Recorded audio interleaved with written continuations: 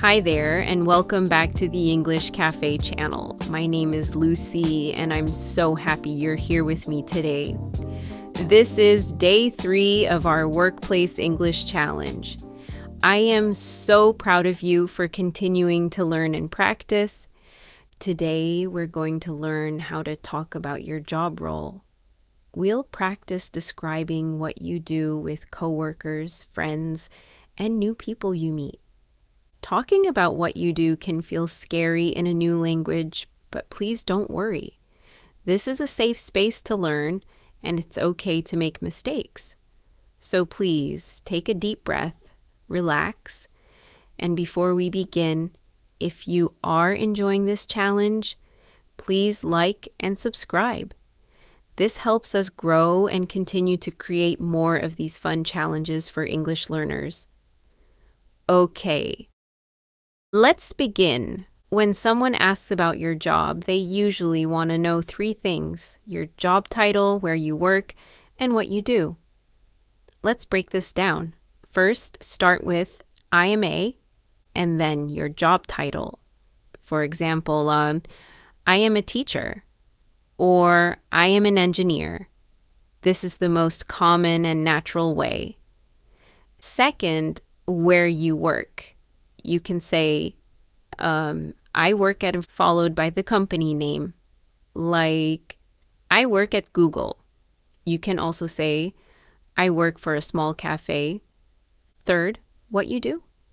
Keep this simple. Use an action verb, for example, like, I write articles for a magazine. A more formal phrase is, I am responsible for customer service. Now, here's a very important idea. The way you describe your job changes depending on who you are talking to. Let's explore this with 5 different professions. Our first example is a retail worker, a sales associate named Maria. If Maria is talking to a new coworker, she can be more specific. She might say, Hi, I'm Maria. I'm a sales associate in the electronics department. I'm responsible for managing the inventory for aisle 3 and helping customers with product questions. Her coworker understands what inventory and aisle 3 mean. If Maria is talking to a friend, she can be more casual. Her friend might ask, What do you do? Maria could say, I work at a big department store. I basically just help people find what they're looking for and work the cash register. It's simple and relaxed. If Maria is talking to a stranger, she should be very clear and brief. The stranger might say, What do you do for a living? Maria can answer, I work in retail. This is a short, simple answer. If the stranger is interested, they will ask more questions. Our second example is an IT specialist, a help desk technician named Ken. To a coworker in his company, Ken can use technical language. He could say, I'm a level 2 help desk technician. I handle ticket escalations from level 1 and troubleshoot network connectivity issues. His coworker will understand these specific terms. To a friend, Ken needs to simplify. He could say, I work in IT. You know when your computer at work stops working or you can't connect to the internet? I'm the guy who fixes that. This explanation is easy for anyone to understand. To a stranger, Ken can keep it very high level. He might say, I work with computers, or I'm in tech support. This is a simple starting point for a conversation. Our third example is a construction worker, specifically a carpenter named David. To another construction worker, David can be specific. He might say, I'm a carpenter with the framing crew. Right now, I'm working on the structural supports for the 2nd floor. The coworker understands framing crew and structural supports. To a friend, David can talk about the result of his work. He could say, "I'm a carpenter. I build houses. Right now, my team and I are building the wooden skeleton of a new apartment building." This creates a clear picture. To a stranger, David can simply say, "I work in construction," or "I'm a carpenter." This is simple and direct. Our final example is an office administrator or administrative assistant named Sam.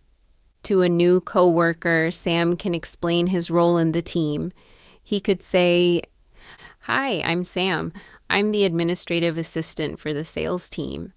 I manage their calendars, book their travel, and prepare the weekly sales reports."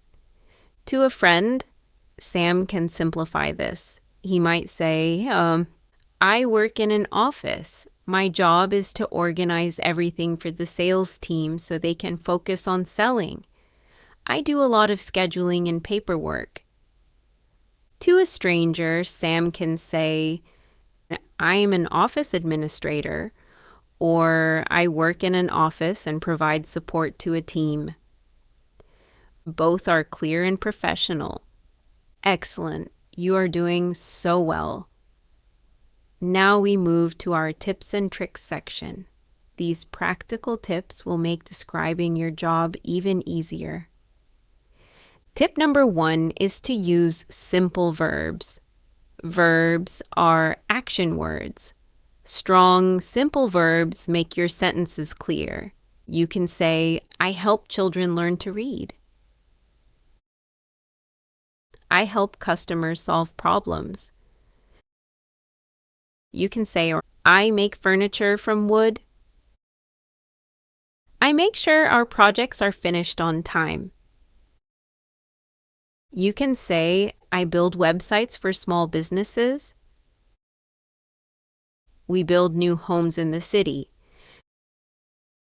You can say, "I write articles for a health magazine." "I write computer code for an app." You can say on Pantadin, "I manage a team of 5 people." "I manage the store's social media accounts." You can say, "I sell cars at a dealership." "I sell software to other companies." You can say, "I organize events for my company." "I organize files and documents for the office." You can say, "I teach English to adult learners." "I teach people how to use new software." Tip number 2 is to know your audience.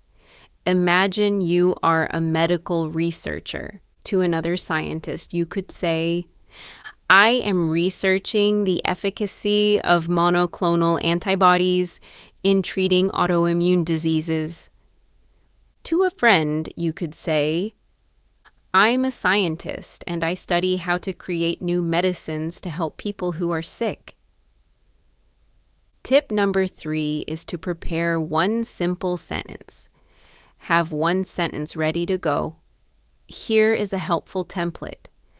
I'm a job title, and I, simple verb, what or who. For example, I'm a marketing manager and I help companies sell their products. I'm a bus driver and I drive people around the city safely. I'm a veterinarian and I help sick animals get better. Now it's time for our practice section. This is where you speak out loud, listen and repeat. My job title is office manager. I am an architect. I work at a hospital. I work for a software company. Now make it personal. What is your job title? I am a... Where do you work? I work at or I work for.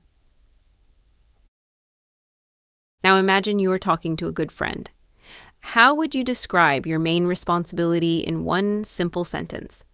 Practicing like this by yourself is a powerful way to build confidence for real conversations. Now let's look at some common mistakes. One common mistake is prepositions. A common incorrect sentence is, I work in Microsoft.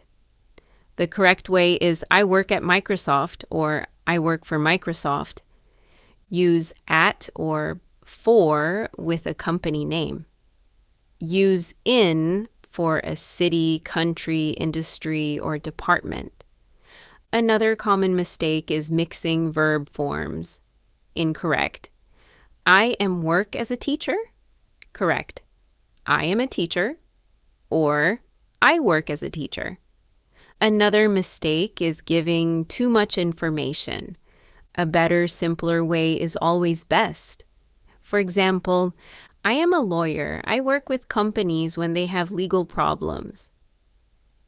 Finally, articles can be tricky. Use a before a consonant sound and an before a vowel sound. Listen to the sound, not the spelling. We have covered so much today. Let's take a calm moment to review. We learned how to talk about your job title, where you work, and what you do. We learned how to change your language depending on who you are speaking to. We practiced simple verbs and clear sentences. If this lesson was helpful, please like the video and subscribe to the English Cafe channel. Your support truly helps. Try to practice just 5 minutes a day. Say your one sentence out loud. Be patient and kind to yourself. Tomorrow, in day 4 of our Workplace English Challenge, we will learn how to ask for help at work. Thank you for your effort today. You are making wonderful progress. I look forward to seeing you again tomorrow at the English Cafe. Goodbye for now.